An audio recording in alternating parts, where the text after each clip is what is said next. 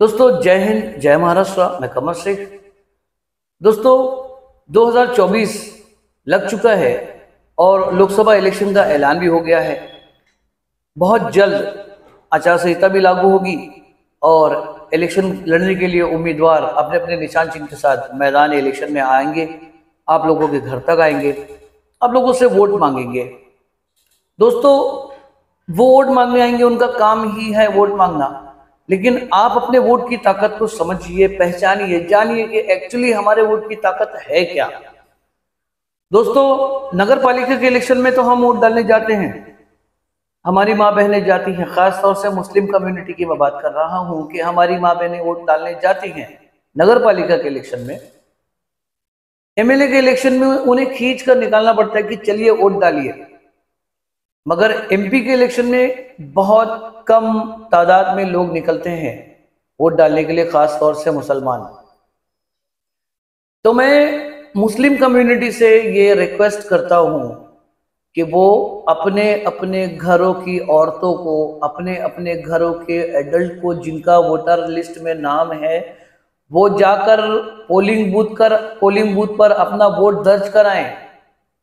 मैं नहीं कह रहा कि किस पार्टी को वोट देना है, मैं कह रहा हूं कि वोट डालना हमारी जिम्मेदारी है। और वोट नहीं डालेंगे तो वोटिंग लिस्ट से हमारा नाम भी कट सकता है। तो वोटिंग लिस्ट से नाम कटने से बचाने के लिए हमें वोट डालना होगा।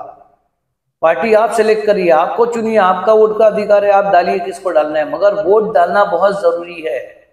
ये चीज हमारे दिमाग में बस जानी चाहिए कि कोई भी इलेक्शन हो, वोटिंग बूथ पर जा करके अपने वोटों को दर्ज कराना ये फर्ज समझ लीजिए अपने ऊपर। क्योंकि आज अगर आपको इस देश में रहना है तो हमें इस देश के तमाम कानून को तो हम फॉलो करते ही हैं, लेकिन डेमोक्रेटिक फेस्टिवल में हमें हिस्सा लेना बहुत जरूरी है। डेमोक्रेटिक फेस्टिवल मतलब इलेक्शन की बात कर रहा हूं मैं।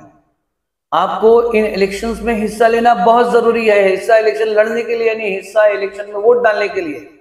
वोट डालिए, अपने वोटिंग परसेंटेज को बढ़ाइए। क्या वोटिंग परसेंटेज आता है हमारा इलेक्शन के बाद जब हम काउंट करते हैं? तो आप देखेंगे कि मुसलमानों का वोटिंग परसेंटेज 37%, 38%, बहुत अगर उठकर चले जाता तो 47% एंड 100 में से अगर 47 लोग वोट डालते तो क्या मतलब है?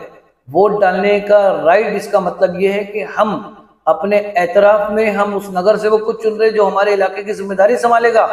हम एक एमएलए चुनकर ला रहे जो हमारे क्षेत्र के विकास के लिए काम करेगा। हम एक एमपी चुन रहे हैं जो केंद्र में बैठी हुई सरकार को टेका लगा करके उसे देश के फैसले करने पर जो है मजबूर करेगा या देश के फैसले करने में मदद करेगा। हम इतने बड़े बड़े पद अधिकारियों को अपने वोटिंग राइट के थ्रू चुनते हैं। अगर यही चीज का हम इस्तेमाल ना कर पाए तो फिर किस बात का रोना कि नौकरियां नहीं है हमारे पास, एजुकेशन नहीं है हमारे पास। जब आप वोट नहीं डालते तो इस बात के लिए रोना भी बंद करें।